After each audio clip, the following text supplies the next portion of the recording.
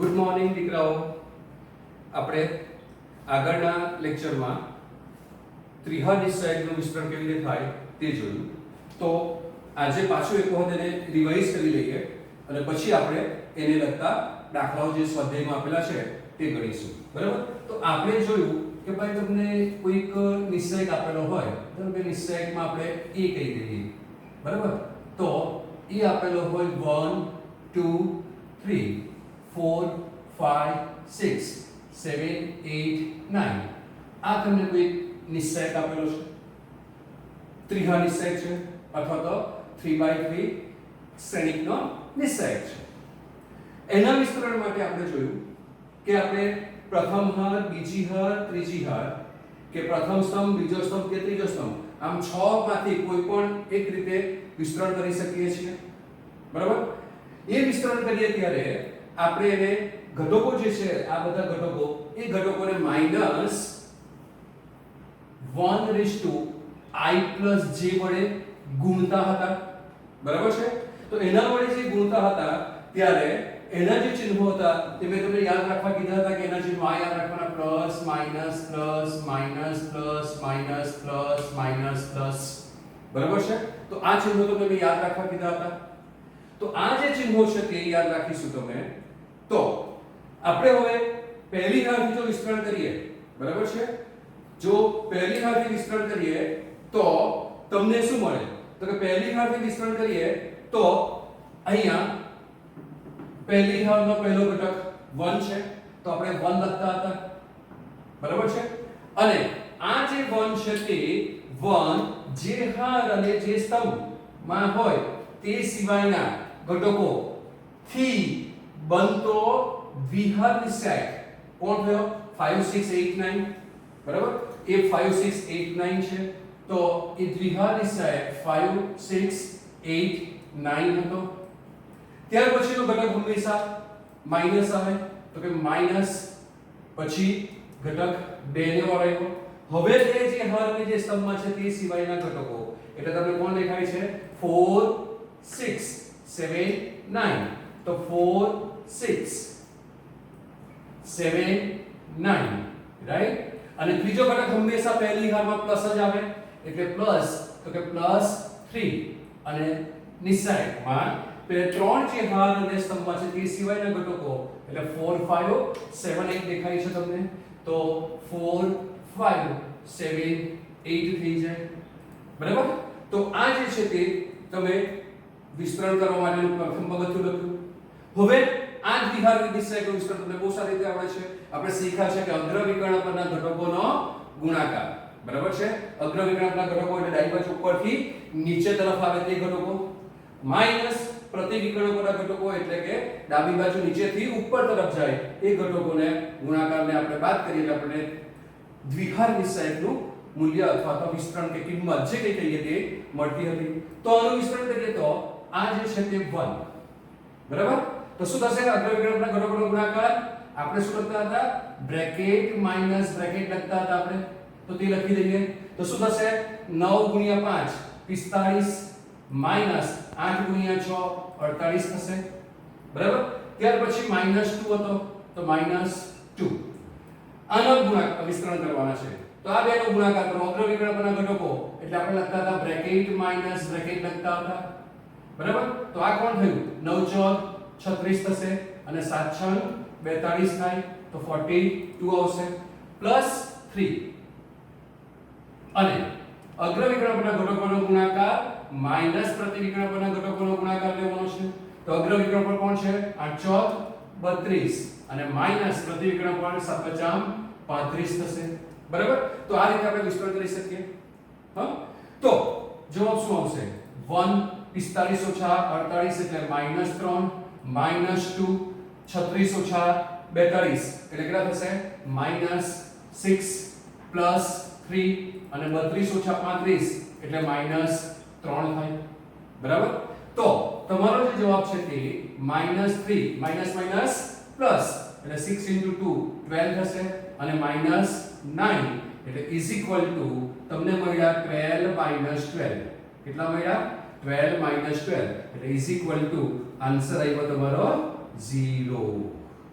Right answer શું આવ્યો તમારો 0 બરાબર તો સમજ પડી ને કેવી રીતે વિસ્તરણ કરવાનું છે હવે દીકરાઓ તમે ધીમે ધીમે પ્રેક્ટિસ કરતા જશો એટલે તમારે આ જે પદ છે આ સ્ટેપ એ ન લખો અને ડાયરેક્ટ જ તમારી પાસે ધારો કે આપણી પાસે આ 1 હતો બરાબર એ 1 જે હાર અને જે સ્તંભ વગરના જે ઘટકો આપણને દેખાય છે બરાબર તો એ દરેક વખત આપણે એક પેન કે બોલ પેન કે બધું શોધવા જવાનું નથી ઢાંકવા જવાનું નથી તો ડાયરેક્ટ પણ આપણે લખી શકીએ કે આ બે ઘટકો જે છે તે પહેલી હારથી વિસ્તરણ કરતા તો પહેલી હાર નથી લેવાની ખબર છે આ પહેલો સ્તંભ છે નથી લેવાનો તો બાકીના ઘટકો આ ચાર ઘટકો રહ્યા તમારી પાસે બરાબર છે આ ચાર જે ઘટકો રહ્યા એ ચાર ઘટકો રહ્યા એનું તમે દ્વિહાર નિશ્ચયકનું વિસ્તરણ બહુ સારી રીતે આવડે છે કે તમે ઘણા બધા એક્ઝામ્પલો સોલ્વ કર્યા છે ઘણી બધી પ્રેક્ટિસો પણ કરી છે ને તમે હે ને હા તો ડાયરેક્ટ આનું વિસ્તરણ લખીએ કે 9 × 45 ઓછા 48 તો પણ ચાલે તો તમે આ એક સ્ટેપ ઓછું લખશો તો તમારો એટલો ટાઈમ પણ બચશે કે આ બધા વિસ્તરણો જે છે તે તમને કોઈ પરીક્ષામાં પૂછવાના નથી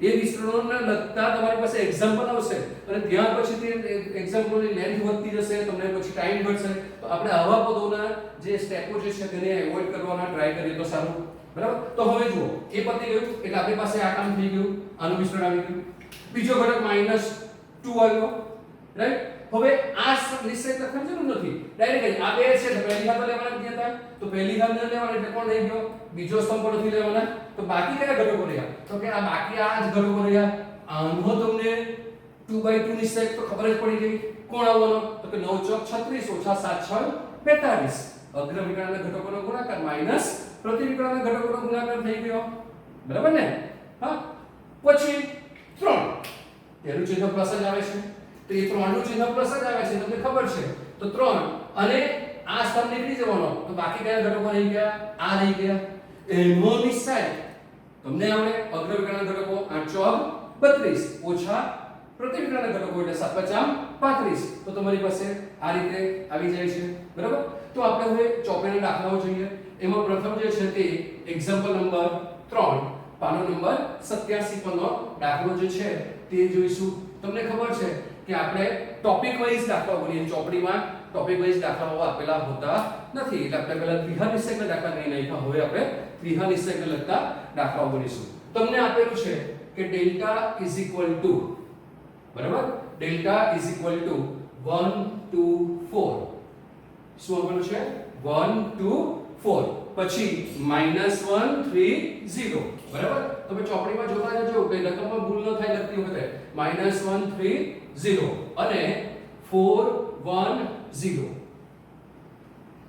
બરાબર છે 4 1 0 તો આપણે શીખી ગયેલા કે જ્યારે ત્રિહાર નિશ્ચયકનું વિસ્તરણ કરીએ ત્યારે જે હારમાં કે જે સ્તંભમાં સૌથી વધારે 0 આવેલા હોય ત્યાંથી આપણે વિસ્તરણ કરીએ છીએ તો તમે જોઈ શકો છો કે ત્રીજા સ્તંભમાં સૌથી વધારે 0 આવેલા છે તો આપણે ત્રીજા સ્તંભથી વિસ્તરણ કરીએ તો ત્રીજા સ્તંભથી વિસ્તરણ કરતા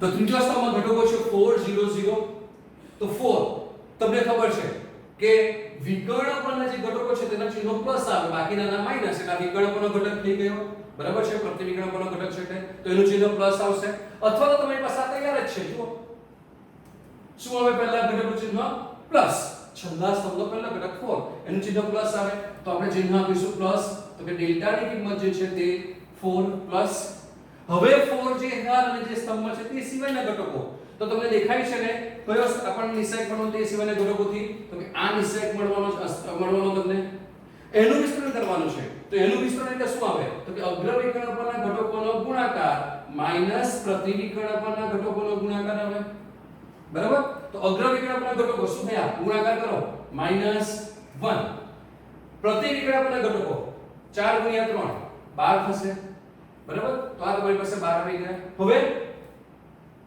સરવાળો બાદબાકી જે કંઈ કરવાનું છે તે ક્રિયા કરી લઈએ તો -1 -12 કેટલા થાય -13 સો -13 બરાબર છે તો આનો જવાબ જે છે તે -52 આવશે આ આપણે વધારે 0 હતા તે હાર કે સ્તંભનો ઉપયોગ કરીને વિસ્તરણ કર્યું હવે આપણે ધારો કે ડાયરેક્ટ જ કરવું હોય તો જવાબ તો એનો જ આવશે આપણે આગળ જોઈ ગયા છે તો આપણે લઈએ અથવા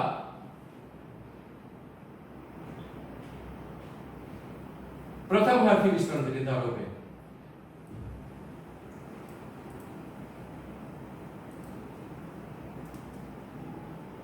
તો પ્રથમ હારથી જો વિસ્તરણ કરીએ તો પહેલી હાર 1 2 4 છે અને એના ચિહ્નો ઘટકોના તમને ખબર છે કે પ્લસ માઈનસ અને પ્લસ આવે. શું આવે? પ્લસ માઈનસ અને પ્લસ. તો પ્રથમ હારથી વિસ્તરણ કરીએ તો ડેલ્ટા શું થશે? તો કે ડેલ્ટા ઇઝ ઇક્વલ ટુ પહેલો ઘટક 1 છે તો પહેલો ઘટક 1 બરાબર. પછી અગ્ર વિકર્ણકના ઘટકોનો ગુણાકાર માઈનસ પ્રતિ વિકર્ણકના ઘટકોનો ગુણાકાર આવશે. બરાબર છે.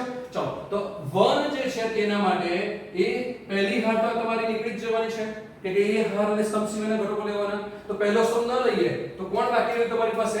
આ બાકી રહ્યા ઘટકો. ચાલો એના માટે જુઓ શું આવશે? અગ્ર વિકર્ણકના ઘટકોનો ગુણાકાર 0 માઈનસ 1 ઇન્ટુ 0 0 એટલે 0 માઈનસ 0 આવશે. બરાબર છે. બીજો ઘટક 2 છે પણ આપણો તો બીજા ઘટકનું ચિહ્ન શું આવે? માઈનસ જ આવે એટલે -2. અગ્ર વિકર્ણકના ઘટકોનો ગુણાકાર માઈનસ પ્રતિ વિકર્ણકના ઘટકોનો ગુણાકાર. બરાબર છે. તો પહેલી હાર તો નીકળી જ જવાની છે સાથે બીજો સ્તંભ નીકળી જવાનો. તો બાકી કોણ રહ્યું? બાકી રહ્યું તે તમે જુઓ તો તમારો આ 2/2 નિશ્ચય બાકી રહેવાનો. ગ્રીન વાળા જે છે તે ઘટકો. તો એનો વિસ્તરણ -1 ઇન્ટુ 0 0 થશે. માઈનસ પ્રતિ વિકર્ણક 4 ઇન્ટુ 0 0 થશે એટલે 0 માઈનસ 0 થઈ ગયું. બરાબર. અને ત્રીજો ઘટક +4 છે તો તે +4. અગ્ર વિકર્ણકોના ઘટકોનો ગુણાકાર માઈનસ પ્રતિ વિકર્ણકોના ઘટકોનો ગુણાકાર આવશે. બરાબર છે. ચલો તો અગ્ર વિકર્ણ માટે 4 જે હાર જે સ્તંભમાં છે તે આવશે. બરાબર. તો તે સિવાયના ઘટકો કયા બાકી રહ્યા? તો કે આપણી પાસે આ ઘટકો બાકી રહી છે. આ ઘટકો એનો વિસ્તરણ અગ્ર વિકર્ણ ઘટકો કેટલા?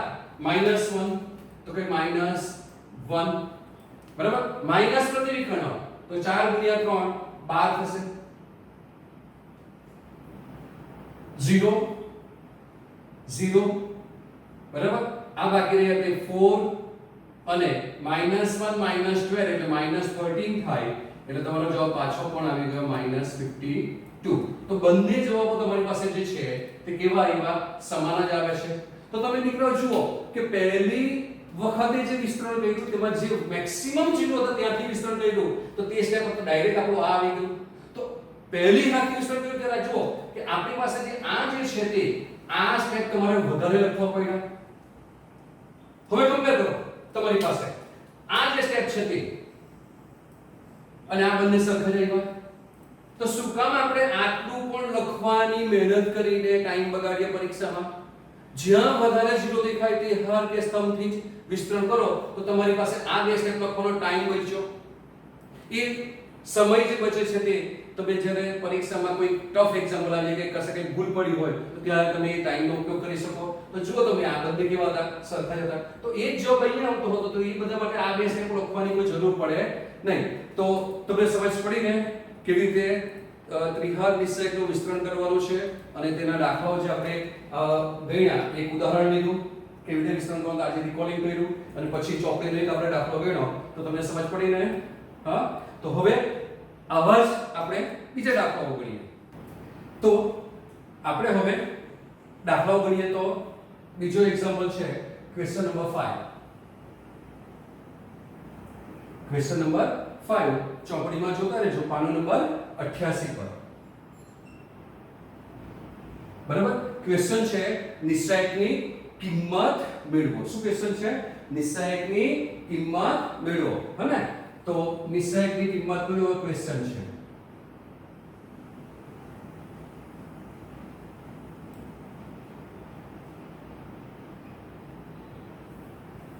બરાબર.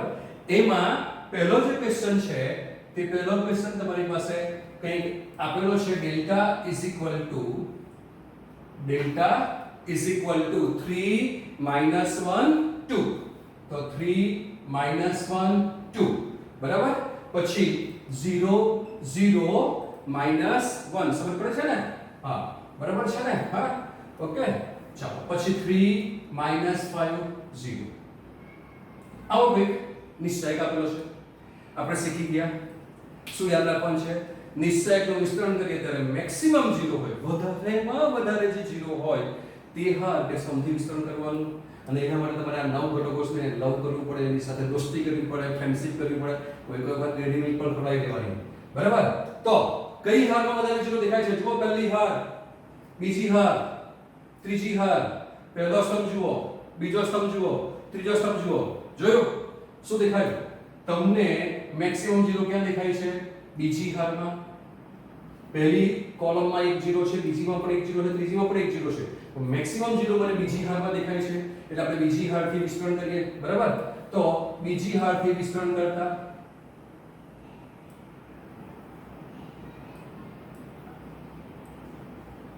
હવે બીજી હારથી વિસ્તરણ કરીએ તો ચિહ્નો તમને યાદ છે. શું આવશે? Minus plus minus. યાદ છે ને? Plus minus plus minus plus minus plus minus plus. એટલે ચિહ્નો શું આવશે તમારી પાસે? Minus plus minus. પહેલો ઘટક 0 છે, એની સાથે કંઈ પણ જવાબ આવશે ગુણ્યા સાથે જવાબ તો 0 જ આવવાનો છે. તો આપણે કંઈ ગુણવાની જરૂર નથી. એટલે આપણે વિસ્તરણ કરીએ તો જવાબ લખી દઈશું 0 પ્લસ બીજો ઘટક પણ 0 છે. એટલે અહીંયા પણ કંઈ લખવાની જરૂર નથી. એટલે પ્લસ 0 આવી જશે. અને ત્રીજો ઘટક શું આવે? માઈનસ. તો ત્રીજો ઘટક માઈનસ અને આ -1 ઘટક હતો તો તે -1 ઘટક થઈ ગયો. હવે એ -1 ઘટક પછી તમારી પાસે આ -1 જે હારમાં આવતો તે હાર એટલે કે બીજી હાર તો નીકળી જવાનો છે, સાથે ત્રીજો સ્તંભ નીકળી જવાનો. તો ઘટકો કયા બાકી રહ્યા? તો તમારી પાસે ઘટકો જે છે તે આ બાકી રહેવાના. હું હાથ નથી મૂકતો, બધું સાફ થઈ જાય, દેખાતું નથી બરાબર. એટલે તમને કલરિંગ પેનથી બતાવી દઉં કે આ ઘટક બાકી રહ્યા. તો આ 2/2 નિશ્ચયક મળી ગયો તમને, દ્વિઘાત નિશ્ચયક મળી ગયો. તો આ દ્વિઘાત નિશ્ચયક છે તેનું વિસ્તરણ કરવાનું છે. તો તમને ખબર છે આપણે શું લખીએ છીએ? તો કે હંમેશા બ્રેકેટ માઈનસ બ્રેકેટ લખી દઈએ છીએ. તો બ્રેકેટ માઈનસ બ્રેકેટ થઈ ગયું. બરાબર? તો એ બ્રેકેટ માઈનસ બ્રેકેટ તો કેટલા થયા? -15. અગ્ર વિકર્ણના ઘટકોનો ગુણાકાર -15, પ્રતિ વિકર્ણના ઘટકોનો ગુણાકાર -3 થાય. બરાબર? તો જવાબ શું આવવાનો? Delta is equal two minus minus plus 1 અને -15 અને માઈનસ માઈનસ પ્લસ 3 થશે. એટલે +3. બરાબર? તો જવાબ શું થયો? કે 3 -15 is -12. So this is your answer. બરાબર? એમાં બીજો જે ક્વેશ્ચન હતો એ બીજો ક્વેશ્ચન તમને એક આવો આપેલો છે કે ડેલ્ટા ઇઝ ઇક્વલ ટુ શું આપેલું છે? 3 4 5. તો 3 4 5 પછી 1 1 2 અને 2 3 1. બરાબર? આવો કંઈક દાખલો આપેલો છે. કોઈ પણ જગ્યાએ 0 દેખાતો નથી. તો શું કરીએ? હંમેશા આપણે પહેલી હારથી વિસ્તરણ કરવાનું અને પછી એના ચિહ્નો તમને યાદ જ રહી ગયેલા છે. પ્લસ માઈનસ પ્લસ આવે, વચ્ચેનો ઘટક જ માઈનસ આવે, યાદ રાખવાનું છે. તો પ્રથમ હારથી વિસ્તરણ કરીએ તો પ્રથમ હારની જગ્યાએ આપણે r1 લખી દઈએ, ચાલશે ને? એટલો પણ પ્રથમ હાર લખવાનો ટાઈમ શું કામ કરીએ? r1 બે જ લેટર લખો એટલે કામ પતી જાય. બરાબર? તો r1 થી વિસ્તરણ કરતા જેટલું તમે મેથ્સમાં સંકેતમાં લખશો એટલો ટાઈમ તમારો બચશે. બરાબર છે? ચલો તો r1 થી વિસ્તરણ કરીએ તો ડેલ્ટા ઇઝ ઇક્વલ ટુ પહેલી હાર ઘટક કયો? 3. એનો ચિહ્ન તો પ્લસ જ આવે છે એટલે 3. હવે 3 જે છે તે સિવાયના ઘટકોથી બનતો દ્વિઘાત નિશ્ચયક લેવાનું અને તેનું વિસ્તરણ અગ્ર વિકર્ણના ઘટકોનો ગુણાકાર માઈનસ પ્રતિ વિકર્ણના ઘટકોનો ગુણાકાર. ચલો આ 3. હવે તો હું કલરિંગ પેનથી બતાવવાનો પણ નથી, સર્કલ પણ નથી કરવાનો, ડાયરેક્ટ લખીએ તો શું આવશે? 3 એટલે પહેલી હાર પહેલો સ્તંભ નીકળી જાય. બાકી કયા રહ્યા? 1 * 1 એટલે શું થવાનું? 1 અને પ્રતિ વિકર્ણ પર 3 * -2 એટલે કેટલા થશે? -6. બીજો ઘટક હંમેશા માઈનસ અને આ ઘટક માઈનસ છે તેનો -4. ઘટક માઈનસ હતો તે -4. બરાબર? તો બીજો સ્તંભ નીકળી ગયો. પહેલી સ્તંભ તો લેવાનો, પહેલી હાર તો લેવાની નથી, સોરી. બરાબર? એટલે બીજો સ્તંભ નીકળી જાય તો બાકી કયા ઘટકો રહ્યા? 1 * 1. બરાબર છે? તો અગ્ર વિકર્ણ પરના ઘટકોનો ગુણાકાર માઈનસ પ્રતિ વિકર્ણ પરના ઘટકોનો ગુણાકાર. તો 1 * 1 એટલે 1 થશે અને માઈનસ 2 * 2 કેટલા થશે? -4 થશે. છેલ્લો ઘટક પ્લસ જ આવે એટલે +5. અગ્રવિકર્ણકના ઘટકો માઈનસ પ્રતિવિકર્ણકના ઘટકોનો ગુણાકાર. ચલો 5 એટલે ત્રીજો સ્તંભ કાઢી નાખવાનો, તો આ બાકી રહ્યો. ચલો છેલ્લે બતાવી દીધું, બરાબર ને? હા, તો 3 * 1 કેટલા થાય? 3 અને -2, બરાબર છે? એટલે -2 થઈ ગયા. સરળ બાદબાકી કરીએ તો this is 3, બરાબર? 1 - -6 એટલે કેટલા થવાના? 1 + 6 થશે. માઈનસ માઈનસ +4 અને 1 + 4 થશે, +5 અને 3 - 2 એટલે કેટલા થશે? 1 થશે, બરાબર? તો જવાબ શું આવવાનો? જવાબ આવશે તમારો 6 + 1 7 * 3 21, 1 + 4 5 + 5 * 4 20, બરાબર? અને +5 થશે. તો 20 + 20 40, 41 ને 5 46, that is 46. So this is your answer. Now એમાં ત્રીજો પ્રશ્ન, તો એમાં ત્રીજો પ્રશ્ન જે હતો એ તમને આવું કંઈક આપેલું છે કે ડેલ્ટા ઇઝ ઇક્વલ ટુ 0 1 2, તો 0 1 2 આપેલા હતા. પછી -1 0 -3, તો -1 0 -3 આપેલા હતા, રાઈટ? પછી -2 3 0 આપેલું હતું. તો આ નવ ઘટકોને તમે જુઓ તો દીકરાઓ શું લાગે છે તમને? પહેલી હારમાં એક 0 છે, બીજી હારમાં પણ એક 0 છે અને ત્રીજી હારમાં પણ એક 0 છે. પહેલા સ્તંભમાં એક 0 છે, બીજા સ્તંભમાં એક 0 છે, ત્રીજા સ્તંભમાં પણ એક 0 છે. તો પહેલી હારથી જ વિસ્તરણ કરીએ, બરાબર? તો R1 થી વિસ્તરણ કરતા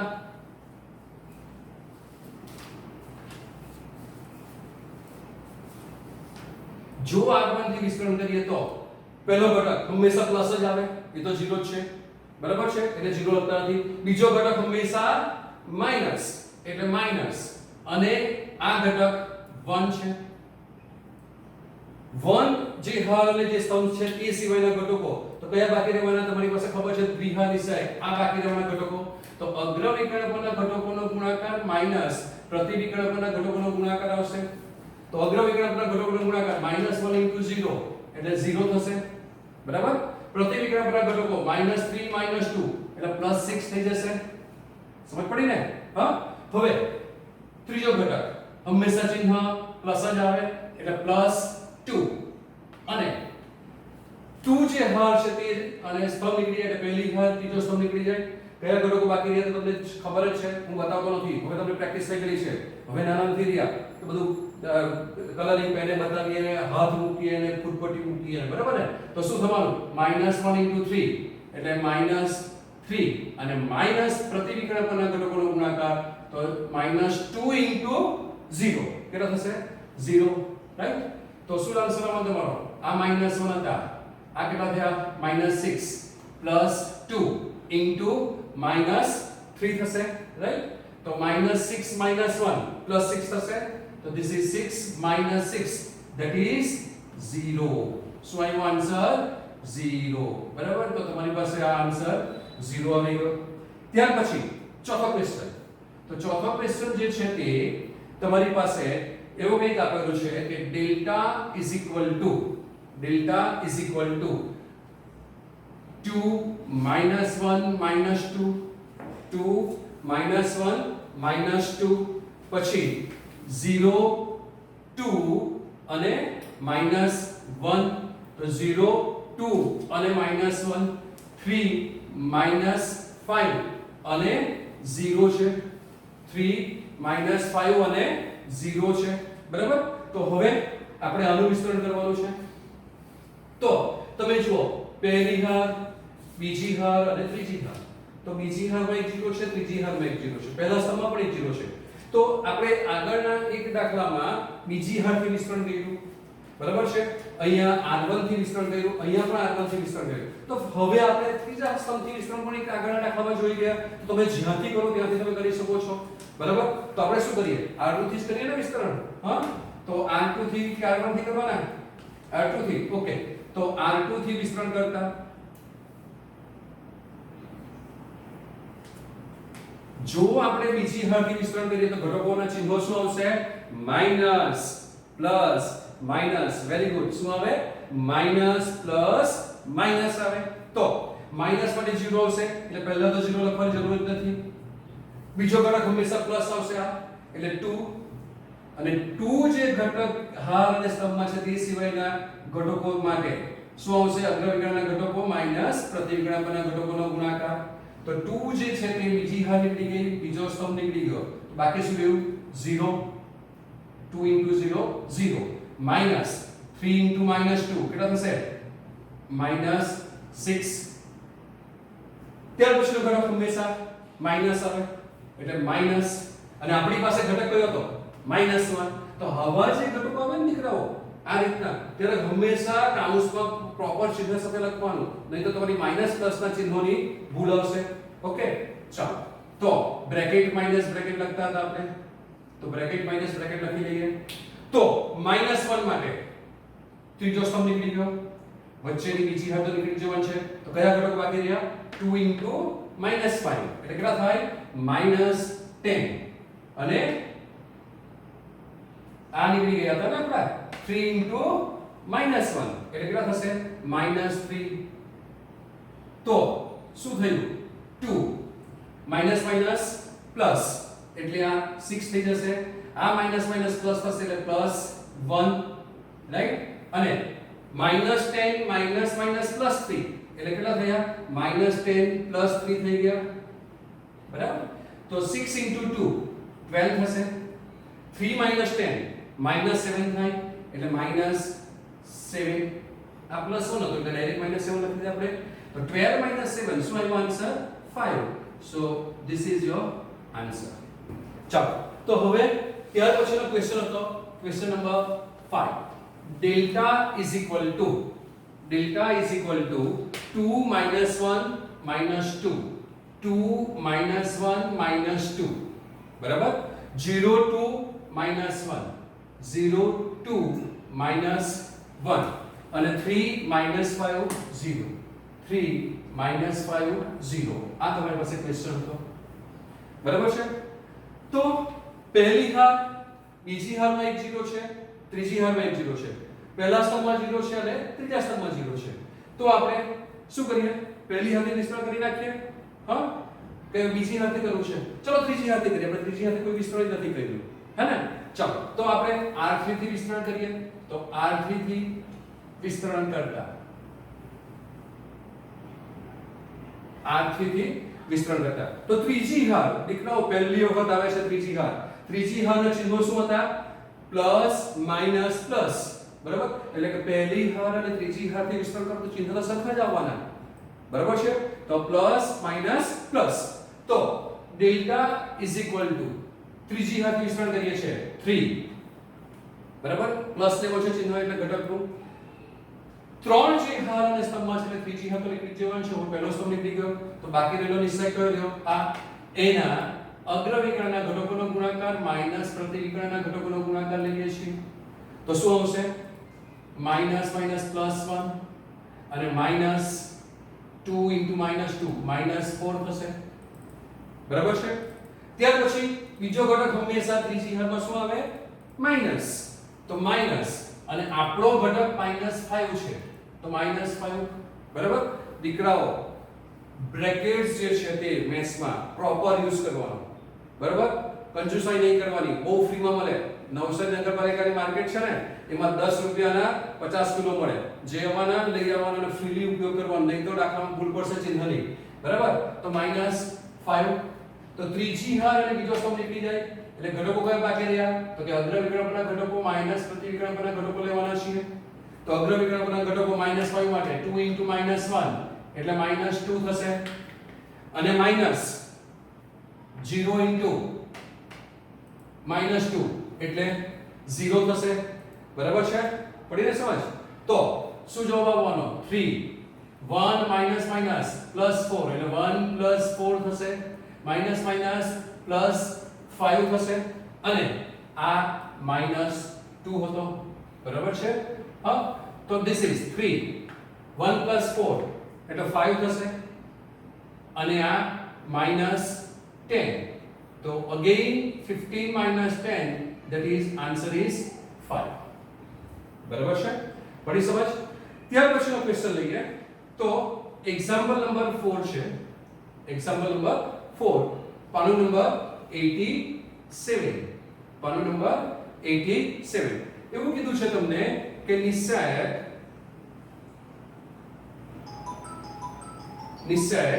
0 sin alpha minus sin alpha બરાબર દેખાતું છે ને હા 0 sin alpha sorry minus cos alpha બરાબર પછી minus sin alpha બરાબર થોડું એક્સપ્લેન થઈ ગયું ને છૂટી લખ્યું પારે છે ઓકે હા 0 sin alpha 0 sin alpha પછી minus cos alpha બીજી હા minus sin alpha 0 sin beta છે પછી ત્રીજી હાર જે છે તે cos alpha minus sin beta અને 0 છે. આ જે આની સાઈડ છે ની કિંમત મેળવો અવસર હતો ની કિંમત મેળવો બરાબર છે અને આપણે ડેલ્ટા કહી દઈએ તો delta is equal two 0 minus sin alpha cos alpha sin alpha 0 minus sin beta minus cos alpha sin beta 0 આપણી પાસે ડેલ્ટા થઈ ગયો દીકરાઓ પહેલી હારમાં એક 0 બીજી હારમાં એક 0 ત્રીજી હારમાં એક 0 પહેલા સ્તંભમાં એક 0 બીજા સ્તંભમાં એક 0 ત્રીજા સ્તંભમાં એક 0 તો ગમે ત્યાંથી વિસ્તરણ કરી શકાય તો આપણે r1 થી વિસ્તરણ કરીએ બરાબર તો r1 થી વિસ્તરણ કરતા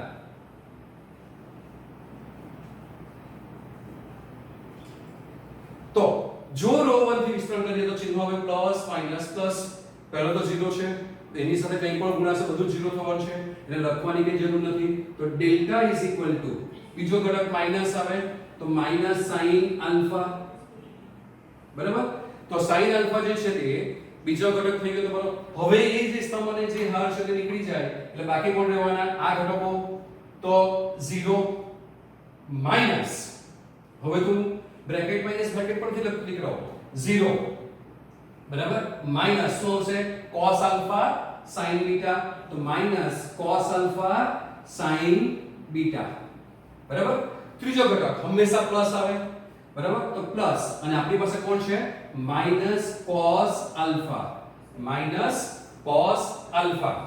બરાબર છે તો cos alpha જે છે તે ત્રીજો સ્તંભ પહેલી હાર નીકળી જવાની બાકી રહેલા ઘટકો આ એનો ગુણાકાર માઈનસ માઈનસ પ્લસ એટલે શું થવાનું તો કે sin alpha sin beta તો sin alpha sin beta દેખાતું છે કે ના દીકરાઓ દેખાય કે સમજ પડે કે હા દેખાય છે ને ઓકે ફાઇન માઈનસ પ્રતિક્રિયા ઘટકો 0 અરે આ ભૂસાઈ ચલો આપણે એ લખી દઈએ તો પ્લસ માઈનસ cos alpha અને શું આવતું હતું આ આપણે આને ભૂસી જ કાઢીએ માઈનસ cos alpha આ બેનો ગુણાકાર એટલે માઈનસ માઈનસ પ્લસ એટલે sin alpha sin beta અને આ માઈનસ 0 થશે તો શું બાકી રહ્યું તમારી પાસે હવે જગ્યા ઓછી છે આપણે અહીંયા લખી દઈએ જગ્યાનો સદુપયોગ કરીએ બરાબર ને મારે ત્યાં વાંકું પડવું પડે તો માઈનસ માઈનસ પ્લસ એટલે શું થવાનું તો કે delta is equal two sin alpha cos alpha sin beta તો કે sin alpha cos alpha sin beta અને આ માઈનસ અને આ પ્લસ એટલે શું થવાનું તો કે minus sin alpha cos alpha sin beta એટલે minus sin alpha cos alpha sin beta એક પ્લસ એક માઈનસ તો વળી પાછો આન્સર શું આવ્યો 0 શું આવ્યો answer 0 so this is your answer બરાબર છે હવે એના પછીનો એક્ઝામ્પલ જોઈશું આપણે તો હવે ત્યાર પછીનો ક્વેશ્ચન છે ક્વેશ્ચન નંબર 6 બરાબર છે પાનો નંબર 88 પાનો નંબર 88 સવાલ કંઈક આવો છે કે જો a ઇઝ ઇક્વલ ટુ તમને 3/3 શ્રેણિક આપેલો છે 1 1 -2 તો 1 1 -2 પછી 2 1 -3 તો 2 1 -3 અને 5 4 -9 એટલે 5 4 -9 બરાબર આ એક 3/3 શ્રેણિક આપેલો છે તો a ઇઝ ઇક્વલ ટુ આ હોય તો ડિટર્મિનન્ટ ઓફ a શોધો ડિટર્મિનન્ટ ઓફ a શોધો બરાબર છે અથવા તો ડિટર્મિનન્ટ ઓફ a ની કિંમત શોધો તો આપણને શ્રેણિક આપેલો છે તેનો નિશ્ચાયક લેવાનો છે યાદ છે ને આ નિશ્ચાયકમાં એ છે માનાંકમાં એ વાંચવાનો નથી તો ધેરફોર નિશ્ચાયકમાં a ઇઝ ઇક્વલ ટુ આપણે શીખી ગયા કે શ્રેણિકનો નિશ્ચાયક એટલે તે ઘટકો જે છે તેને એના એ જ ક્રમમાં રાખવાના અને સીધા જ શ્રેણિકની જગ્યાએ નિશ્ચાયકનું ચિહ્ન લઈ લેવાનું બરાબર છે તો નિશ્ચાયકમાં એ બરાબર શું આવશે 1 1 -2 2 1 -3 5 4 -9 બરાબર હવે આની કિંમત શોધવાની છે કે આનું વિસ્તરણ કરવાનું છે તો પ્રથમ હાથે આપણે ફટાફટ વિસ્તરણ કરી નાખીએ તો પ્રથમ હાથમાં પ્લસ માઈનસ પ્લસ ઘટકો આવે તો +1 1 સિવાયના ઘટકો એટલે શું આવશે બ્રેકેટ માઈનસ બ્રેકેટમાં -9 અને -12 થશે વંચાય છે ને -12 બરાબર બીજો ઘટક માઈનસ આવે એટલે -1 બરાબર અને અગ્રવિકર્ણના ઘટકોનો ગુણાકાર માઈનસ પ્રતિવિકર્ણના ઘટકોનો ગુણાકાર લઈએ છીએ આપણે તો કેટલા થશે 1 માટે -9 * 2 એટલે -18 અને -3 * 5 એટલે કેટલા થાય -15 શું મળે -15 ત્રીજો ઘટક હંમેશા પ્લસ આવે આપણી પાસે કોણ છે -2 તો -2 અને બ્રેકેટ માઈનસ બ્રેકેટ અગ્રવિકર્ણના ઘટકો માઈનસ પ્રતિવિકર્ણના ઘટકોનો ગુણાકાર તો 2 માટે શું થવાનું 4 2 8 અને -5 એકા 5 એટલે 5 આવશે તો શું જવાબ આવવાનો 1 this is -9 minus minus plus એટલે કેટલા થશે 12 થશે બરાબર પછી -1 આ -18 અને માઈનસ માઈનસ પ્લસ 15 થશે રાઈટ પ્લસ માઈનસ -2 અને આ 8 - 5 એટલે કેટલા થાય 3 થાય તો આનું જો વિસ્તરણ કરીએ સાદું આપીએ તો 12 - 9 એટલે શું થશે 3 થશે -1 15 માંથી 18 જાય તો 15 - 18 -3 થાય તો -3 અને -6 તો શું જવાબ આવ્યો તમારો 3 + 3 -6 is equal to 3 + 3 6 - 6 so again answer is 0 answer is 0 બરાબર છે ત્યાર પછી ક્વેશ્ચન નંબર બીજો લઈએ તો તમારી પાસે એક્ઝામ્પલ નંબર 5 છે તો એક્ઝામ્પલ નંબર 5 પેજ 88 પેજ 88 બરાબર તમને આપેલું છે કે 3 * x sorry 3x x1 is equal to 3 2 is equal to 3 2 4 1 તો x શોધો આવું કંઈક તમને આપેલો છે પ્રશ્ન બે નિશ્ચાયકની કિંમત સમાન આપેલ છે દીકરાઓ આ નિશ્ચાયક છે શ્રેણિક નથી કે અનુરૂપ ઘટકો સરખા આવે તમને એવું કીધું છે કે બે નિશ્ચાયકની કિંમત સરખી છે બે નિશ્ચાયક સરખા નથી બરાબર એટલે આપણે શ્રેણિકમાં લખતા જેવી રીતે લખી દઈએ કે ભાઈ આ 3 છે આ x 2 તો મેં આવું લખી દઉં બરાબર કે આ x 2 થઈ ગયો અને અહીંયા x 4 છે તો x 4 તો દીકરાઓ બે નિશ્ચાયક જો સરખા હોય તો x ની બે અલગ અલગ કિંમત કેવી રીતે મળે નહીં મળે તો આ જે તમે રીતે લખો છો તે ખોટું છે એટલે આપણે આવું કરવાનું નથી તો આપણે શું કરીશું તો કે બંને નિશ્ચયકો સમાન આપેલા છે એની કિંમત સમાન આપેલ છે બે નિશ્ચયક સમાન ન થાય શ્રેણીક હોય તો બે શ્રેણીક સમાન શ્રેણીની આપણે વ્યાખ્યા જોઈ છે પણ નિશ્ચયક માટે આપણે એવી કોઈ વ્યાખ્યા જોઈ નથી બરાબર છે તો આપણે લખીશું કે અહીં તમને આપેલું છે 3x(x)(1) = 3 2 4 1 બરાબર તો therefore શું થશે 2/2 નિશ્ચયક છે બરાબર છે દ્વિઘાત નિશ્ચયક જ છે તો શું થશે 3 એકા 3 માઈનસ પ્રતિક્રમણના ઘટકો x² = 3 એકા 3 માઈનસ 4 2 કેટલા થશે 8 થશે બરાબર એટલે કે 3 - x² = 3 - 8 કેટલા થાય 3 - 8 -5 થશે બરાબર આ બધા ઘટકોને સામે લઈ જઈએ તો તમને શું મળશે આ x² નામ લઈ જઈએ અને -5 નામ લઈ જાવ તો x² માઈનસ છે તે શું થશે પ્લસ એટલે કે x² = 3 + 5 8 થાય એટલે કે x = શું આવશે પ્લસ ઓર માઈનસ વર્ગમૂળમાં 8 યાદ રાખજો મેં આગળ પણ તમને કીધું છે તેમ કે જ્યારે પણ કોઈ પણ સંખ્યાનો તમે વર્ગમૂળ લો એટલે પહેલા તમારે પ્લસ ઓર માઈનસ વર્ગમૂળમાં લખવાનું જ અને પછી જો કોઈ શરત આપેલી હોય કે ભાઈ ધારો કે અહીંયા x છે અને x > 0 છે તો તમારે પ્લસ લેવાનું x < 0 છે એવી શરત આપેલી હોય તો તમારે માઈનસ લેવાનું પણ જો કોઈ શરત ના આપી હોય તો તમારે એનો જવાબ પ્લસ ઓર માઈનસ માં જ લખવાનો કારણ કે -2 લેવું તમે તો -2 નો વર્ગ પણ 4 થાય અને +2 નો વર્ગ પણ 4 થાય એટલે કોઈ પણ સંખ્યાનો તમે વર્ગમૂળ લો એટલે પ્રથમ તમારે પ્લસ ઓર માઈનસ કિંમત લખવાની તે યાદ રાખવાની છે બરાબર છે તો આનો જવાબ શું થઈ ગયો તો કે = પ્લસ ઓર માઈનસ 2√2 શું આવશે આન્સર પ્લસ ઓર માઈનસ 2√2 ત્યાર પછી તમારી પાસે ક્વેશ્ચન 7 છે ક્વેશ્ચન નંબર 7 પેજ નંબર 88 સો ક્વેશ્ચન નંબર 7 પેજ નંબર 88 પ્રશ્ન છે x ની કિંમત મેળવો પ્રશ્ન છે x ની કિંમત મેળવો બરાબર છે એમાં પહેલો જે પ્રશ્ન છે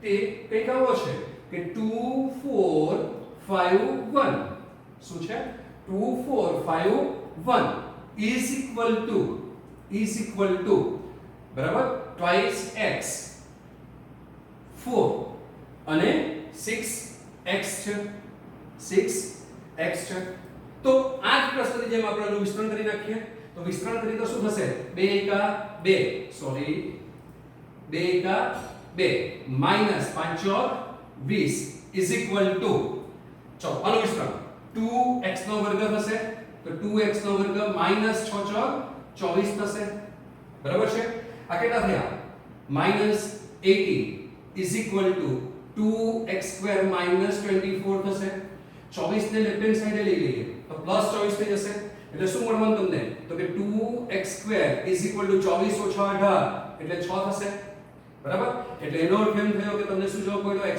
is equal to 3 માટે x ની કિંમત શું આવવાની therefore x is equal to plus or minus √3 આપણને કોઈ શરત આપી નથી એટલે આપણો આ જ જવાબ જે છે તે સાચો ગણાશે ત્યાર પછી એમાં બીજો પ્રશ્ન જે છે તે બીજો પ્રશ્ન કંઈક આવો છે કે 2 3 4 5 2/2 ની સાઈડ છે 2 3 4 5 is equal to 2 3 4 5 is equal to બીજો નિશ્ચયક આપેલો છે x3 શું આપેલો છે x3 અને twice x 5 બરાબર તો આ આપણે રાખવા વગર તે રીતે જ એનું પણ સોલ્યુશન લઈ લઈએ તો શું થશે 5 દુ 10 ઓછા 4 ગુણ્યા 3 5 is equal to 5x ઓછા 3 દુ 6x થશે એટલે કે -2 is equal to -x થશે that is x is equal to 2 so this is your answer બરાબર છે ત્યાર પછી તમારી પાસે એક MCQ છે ક્વેશ્ચન નંબર 8 ક્વેશ્ચન નંબર 8 પાનો નંબર 88 પર સમજ પડે ને દીકરાઓ હે ને તો પાનો નંબર 88 પર આવડતું છે ને સમજ પડતી છે ને હા તો સવાલ એવો છે કે જો નિશ્ચયકમાં x2 બરાબર છે 18x x2 18x is equal to 6 2 18 6 6 2 18 6 18 6 બરાબર તો x બરાબર ખાલી જગ્યા બરાબર છે તમને ચાર ઓપ્શન આપેલા છે 6 બીજો ઓપ્શન આપેલો છે પ્લસ ઓર માઈનસ 6 ત્રીજો ઓપ્શન આપેલો છે -6 અને ચોથો ઓપ્શન આપેલો છે 0 આ ચાર ઓપ્શનો આપેલા છે બરાબર તો આપણે આ ત્રણ દાખલાઓ જે કર્યા તે રીતે જ ઉકેલ શોધીશું તો શું થશે તો કે MCQ છે એટલે x² - 18 ગુણ્યા 2 36 6 ગુણ્યા 6 કેટલા થાય 36 અને 18 ગુણ્યા 2 કેટલા થાય 36 થાય 36 કેન્સલ થઈ ગયા એટલે શું જવાબ આવ્યો તમારી પાસે તો કે x² - 36 0 શું જવાબ આવ્યો x² - 36 0 એટલે કે x² 36 થયા વર્ગમૂળ લેવાનું છે એટલે શું આવશે પ્લસ ઓર માઈનસ તો કે x પ્લસ ઓર માઈનસ વર્ગમૂળમાં 36 એટલે કે પ્લસ ઓર માઈનસ 6 તો આ તમારો આન્સર થયો એટલે કે કયો ઓપ્શન સાચો તમારો option B plus or minus 6 જે છે તે સાચો છે બરાબર હવે ક્વેશ્ચન નંબર 3 પાનો નંબર 88 ક્વેશ્ચનમાં તમને એવું આપેલું છે કે જો a = 1 2 4 2 2/2 શ્રેણિક આપેલો છે 1 2 4 2 1 2 4 2 હોય તો સાબિત કરો કે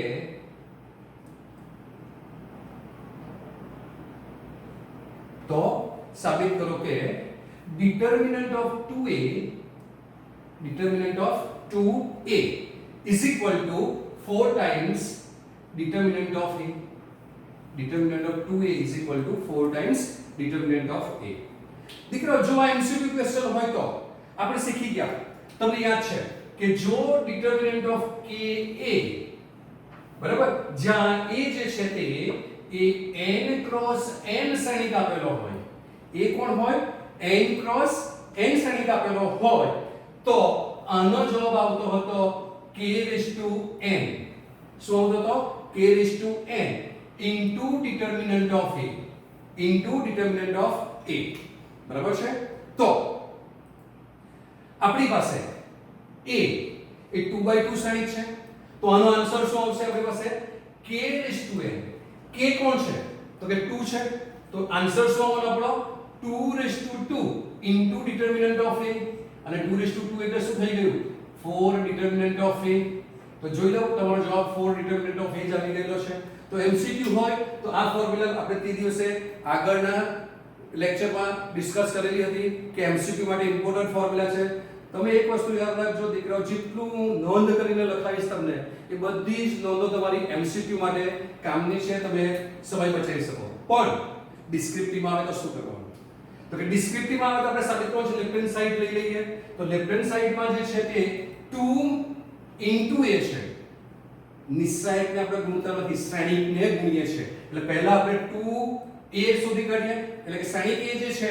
તેને 2 વડે ગુણી કરીએ અને તેનો ડિટરમિનન્ટ લઈશું તેનો શું કરીશું ડિટરમિનન્ટ લઈશું અને ડિટરમિનન્ટ ની કિંમત સુધી કાઢીશું અને પછી જોઈશું તેને 4 વડે ગુણીને બંને સરખા થાય કે નહીં તો આપણને આપેલું છે કે અહીં a શ્રેણિક 1 2 4 2 બીજી વસ્તુ એક યાદ રાખવાની છે દીકરાઓ શ્રેણિક અને નિશ્ચયક બંને ભેગા થાય છે જો ચિહ્ન બદલાઈ જશે ને તો અર્થ બદલાઈ જશે બરાબર છે ચિહ્ન બદલાઈ જશે તો શું થશે અર્થ બદલાઈ જશે સમજ્યા ને એટલે ખાસ યાદ રાખજો કે શ્રેણિક જે છે તેનો ગુણાકાર થાય છે નિશ્ચયકના તમારા લેવલે નિશ્ચયકના ગુણાકાર થતા નથી બરાબર છે નિશ્ચયકનું આપણે વિસ્તરણ કર્યું શ્રેણિકનું વિસ્તરણ કરતા નથી બરાબર છે એટલે આ બધા જે ગુણના તફાવતો છે તમારે યાદ રાખવા પડશે તો આ એ હતો તો આપણે પહેલા ડિટરમિનન્ટ a ની જરૂર પડવાની છે તો ડિટરમિનન્ટ a સુધી કાઢીએ બરાબર તો therefore determinant of a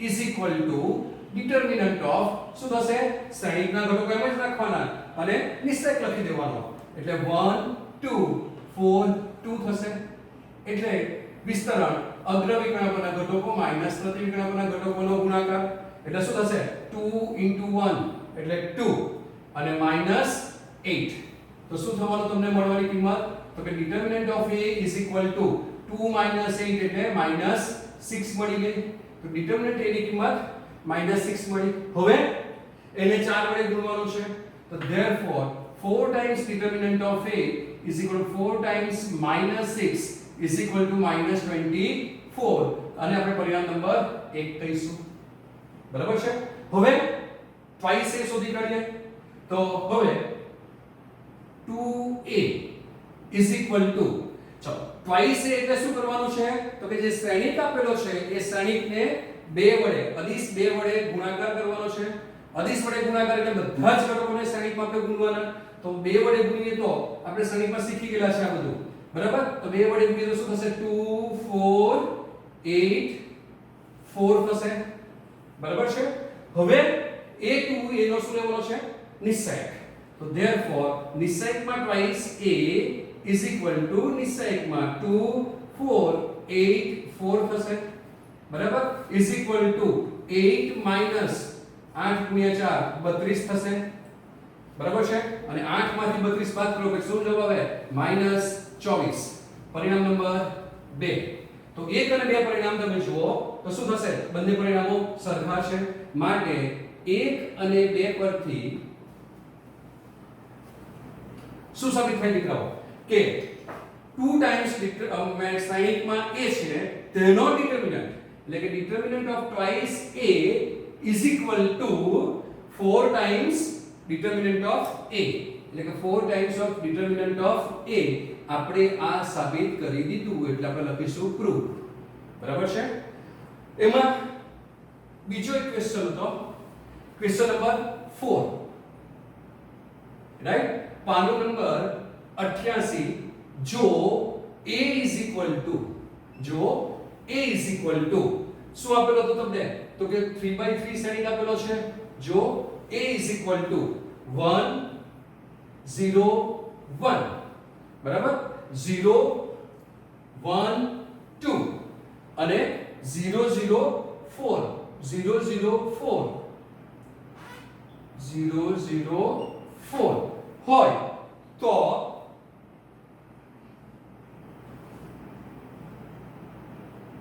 સાબિત કરો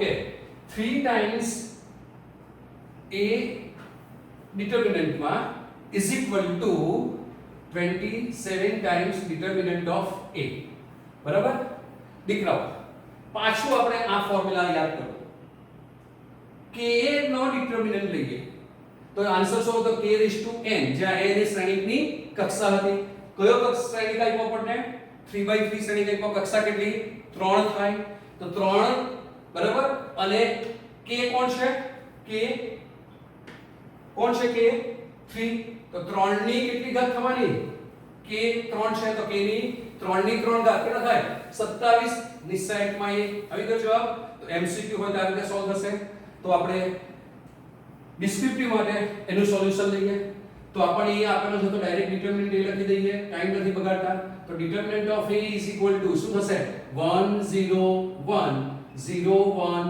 2 0 0 4 થશે બરાબર હા હવે પહેલા સ્તંભમાં 2 0 છે બીજા સ્તંભમાં 1 0 છે ત્રીજી સ્તંભમાં કશું નથી અને પહેલી હારમાં 1 0 બીજી હારમાં 1 0 ત્રીજી હારમાં 2 0 છે આપણે પહેલા સ્તંભથી વિસ્તરણ કરી નાખીએ તો પહેલા સ્તંભથી વિસ્તરણ કરી નાખીએ તો શું આવશે 1 બરાબર જે હાર જે સ્તંભ તો નીકળી જાય એટલે કેટલા થયા 4 અને -0 તો આન્સર આવ્યો 4 દીકરાઓ જ્યારે નિશ્ચયકમાં તમારી પાસે આ રીતે નીચે શૂન્યનો ત્રિકોણ બનતો હોય ને બરાબર શ્રેણિકમાં શીખી ગયા આને શું કહેવાય શૂન્યનો ત્રિકોણ નીચે બને છે આને શું કહેવાય ઉધ્વ ત્રિકોણીય શ્રેણિક કહેવાય યાદ છે ને તો ઉધ્વ ત્રિકોણીય શ્રેણિક હોય એટલે નીચે શૂન્યનો ત્રિકોણ બનતો હોય તો તમારા વિકર્ણો પરના જે ઘટકો છે ને બરાબર અગ્ર વિકર્ણો હોય તો પ્લસ લેવાનો તો અગ્ર વિકર્ણના ઘટકો છે એટલે તેનો ગુણાકાર કરો તે જ તમારો જવાબ આવે જોયો 4 આવી ગયો ઓકે ચાલો તો ડિટરમિનન્ટ કેટલા વડે ગુણવાનું છે 27 વડે સો therefore 27 determinant of a is equal to 27 into 4 આવડે કે કેટલા થાય બોલો કેટલા થાય 108 કેટલા થશે 108 પરિણામ નંબર 1 હવે શ્રેણી કે જે છે તેને 3 વડે ગુણવાનું છે તો હવે ડાયરેક્ટ લખી દઈએ 3a હે તો 3a એટલે શું શ્રેણીના દરેક ઘટકોને 3 વડે ગુણવાના તો દરેક ઘટકોને 3 વડે ગુણીએ તો 3a જે તમને છે તે મળશે 303 બરાબર છે પછી આને પણ 3 વડે ગુણો તો 036 આને પણ 3 વડે ગુણો તો 0012 થશે બરાબર અને 3a નો શું લેવાનો છે determinant so therefore determinant of 3a is equal to determinant of 303 036 0012 બરાબર છે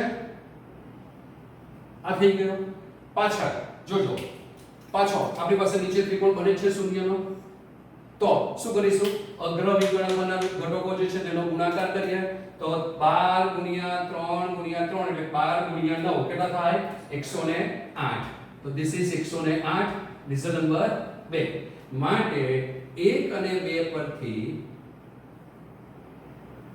શું સાબિત કરી શકીએ આપણે determinant of 3a is equal to 27 times determinant of a સાબિત થયું બરાબર છે તો તમારા સ્વાધ્યાયમાં 3/3 નિશ્ચયના આટલા દાખલાઓ હતા બીજા દાખલાઓ સાથે આપણે બીજા આવતા વિડિયો લેક્ચરમાં મળીશું બરાબર ત્યાં સુધીમાં તમે આની પ્રેક્ટિસ કરો તમને એસાઇનમેન્ટ જે આપ્યું છે તેના એક્ઝામ્પલ સોલ્વ કરી નાખો અને કોઈ પણ ક્વેરી હોય તો તમે પૂછી શકો છો